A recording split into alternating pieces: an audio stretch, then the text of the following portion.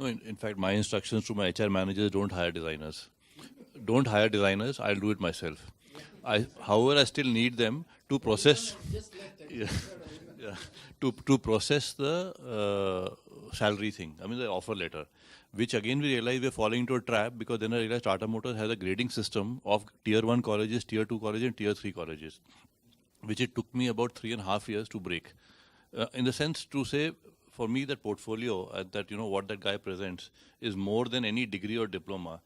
And that's the reason, for example, today we have actually been able to hire people, from MIT is still a regular college in one sense, from DSK, which doesn't have an Indian degree, which my HR guy didn't recognize at all.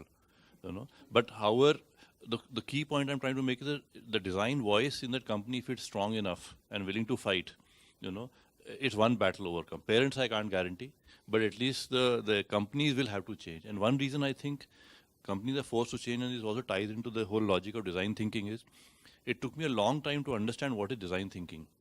Because as designers, we thought this is what everybody should anyway do.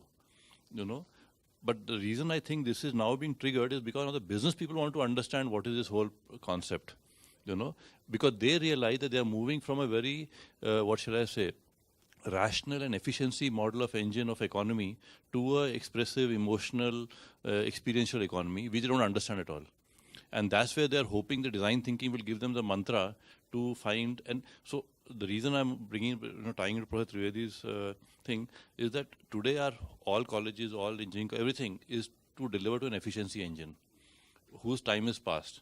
Now, whichever institute makes a start will be able to leverage that output when the need is starting to be felt. I mean, today you ask any manager, he says, I don't get thinkers.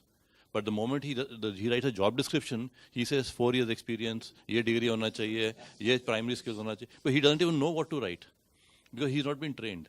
I mean, I had one guy, last point, one guy who came in from the D school and speaking in a very senior position, not in Tata Motors, in Tata Group level. And he said, the people whom you are hoping will save the companies are people who have been trained in efficiency engine model. They don't even know how to handle that situation, even if he's a CEO today. So how do you expect him to understand what to do to survive? Of course, he got thrown out, poor guy, because he was challenging too many norms at the same time. But my only request is whatever can be done, should be done. Parents, you still have to handle. Companies will automatically, by the time the students will come out from the first batch, will be responding in a manner,